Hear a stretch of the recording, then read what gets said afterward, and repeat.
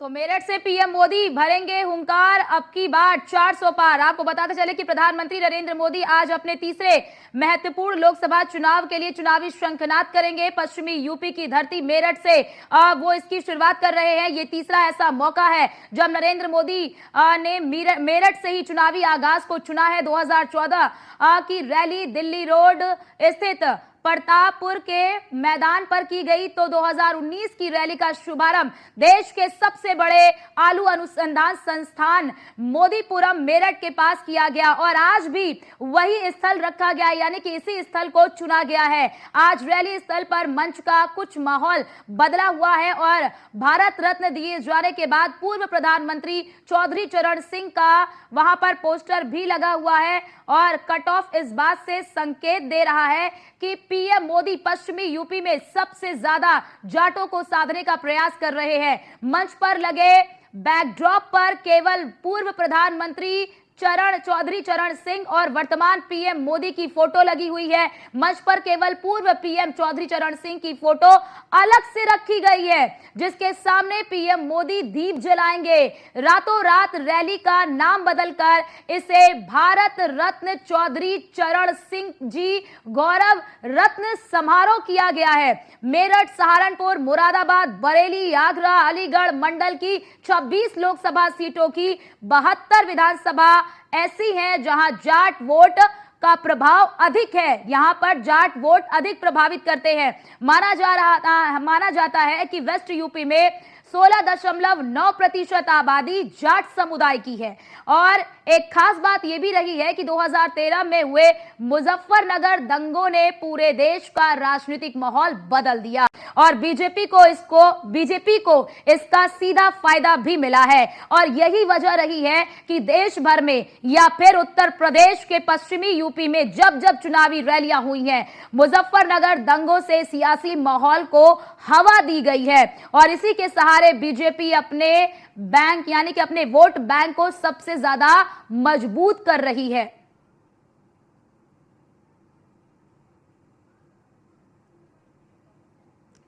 और हमारे साथ हमारे संवाददाता अतुल फोन लाइन पर जुड़ चुके हैं। अतुल, हम देख रहे हैं कि एक के बाद एक सभी अपना संबोधन मंच पर करते हुए नजर आ रहे हैं। पीएम मोदी कितनी देर में पहुंचेंगे, कितना वक्त बाकी है? देखिए, अगर बात पीएम मोदी के पहुंचने में कुछ ही देर का वक्त बाकी है। माना जा सकता है कि चंद मिनट बाद प्रधानमंत्री नरेंद्र मोदी सवाल के संबोधित करते हुए नजर आएंगे। कुछ अगर बात की जाए, इस वक्त मुख्यमंत्री योगी आदित्यनाथ, हरियाणा के सीएम नायब सैनी और उसके साथ अगर बात की जाए प्रदेश अध्यक्ष भूपेंद्र चौधरी सभा में पहुंच चुके हैं। कहा जा सकता है कि चुनाव का फैसला करने के लिए आज प्रधानमंत्री खुद पहुंच रहे हैं। भारी तादाद में यहाँ पर भारतीय जनता पार्टी के कार्यकर्ताओं का भीड़ इकट्ठा है। आरएलडी के कार्यकर्ताओं की बात की जाए तो भीड़ इकट्ठा हुई है। उसी के साथ अगर बात की जाए, देखिए कहा जा सकता है 24 चुनाव का आगाज हो चुका है और भारतीय जनता पार्टी सदस्य पश्चिम उत्तर प्रदेश में किसी भी तरह से कोई कोर कसर नहीं छोड़ना चाहती है। माना जा सकता है भारी तादाद में जो भीड़ है, जो महिला है, जो मुस्लिम महिला है, वो भगवा हिजाब पहन करके पहुंची है।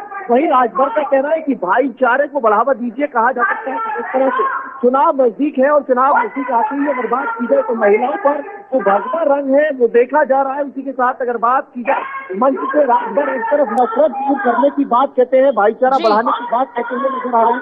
माना जा सकता है कि चौबीस चुनाव का आगाज पश्चिम उत्तर प्रदेश से 2014 हो, 2019 हो, 2024 हो, तो कहा जा सकता है कि 2019 और 24 में जिस तरह से भारतीय जनता पार्टी का चुनावी आगाज पश्चिम उत्तर प्रदेश के गढ़ यानी मेरठ से होता है।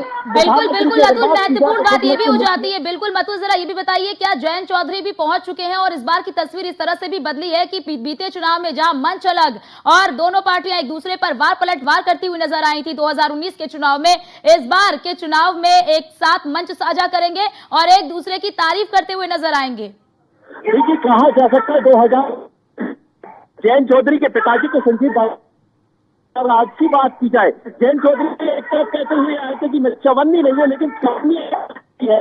जयंत चौधरी आज भारतीय जनता पार्टी यानी एनडीए का दामन थाम चुके हैं और आज की अगर बात की जाए 2019 की ये वही मंच है जहां पर जो भारतीय जनता पार्टी और प्रदेश लोकसभा की सीट की अगर बात की जाए, मुजफ्फरनगर लोकसभा सीट की बात की जाए तो संजीव बालियान और जयंत चौधरी के पिताजी का बड़ा जोरदार टक्कर देखने को मिली थी। लेकिन आज की बात की जाए इसी मंच पे दोनों नेता गरजते हुए नजर आएंगे। जयंत चौधरी फिलहाल अभी मंच पर नहीं पहुंचे, प्रधानमंत्री के आगमन का इंतजार है। प्रधानमंत्री के आगमन के साथ बताया जा रहा है कि जयंत चौधरी पहुंचेंगे। उसी के साथ अगर बात की जाए क्योंकि 24 चुनाव है, 24 चुनाव में इस तरह से कहीं ना कहीं राजनीतिक दलों की बात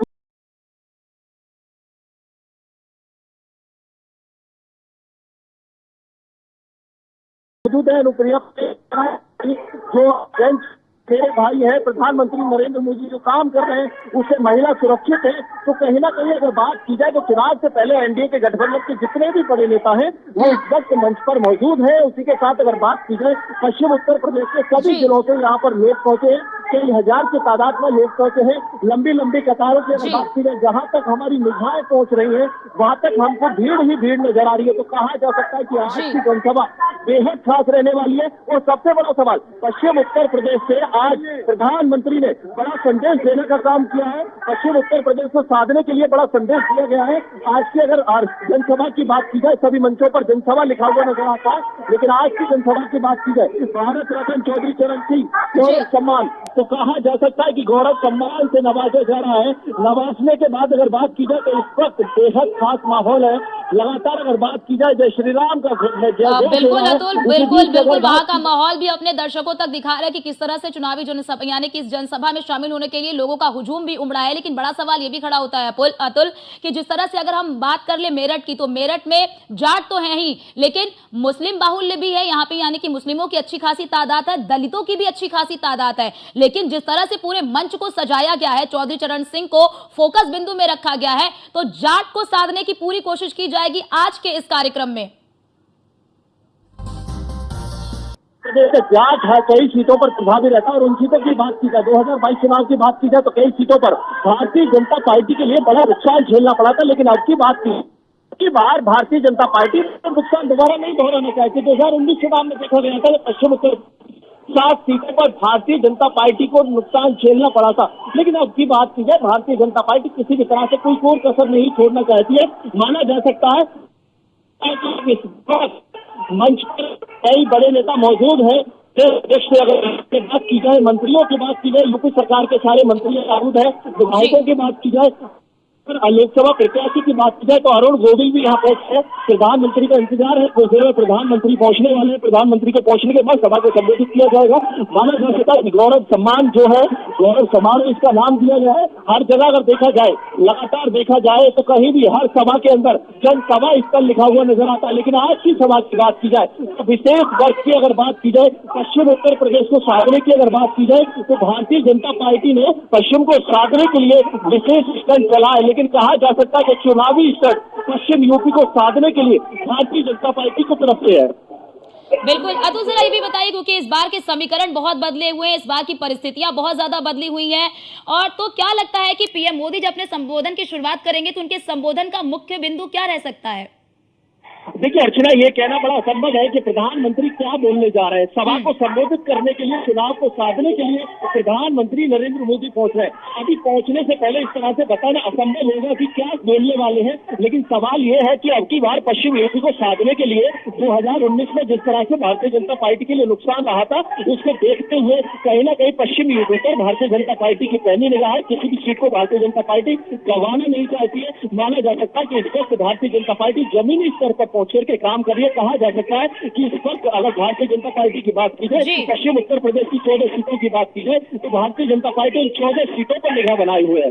जी बिल्कुल, तस्वीर भी हम देख रहे हैं अतुल, जयंत चौधरी भी मंच पर मौजूद है और उन्होंने राजेंद्र अग्रवाल से हाथ भी मिलाया है। लेकिन बड़ा सवाल अतुल देखिए ये भी अपने आप में निकलकर सामने आता है कि 2019 का जो मुकाबला था वो काफी ज्यादा बहुत कल टफ मुकाबला था, क्योंकि राजेंद्र अग्रवाल जो है वो 5000 से भी कम वोटों से जीते थे और इस चुनौती को बीजेपी बखूबी जानती है।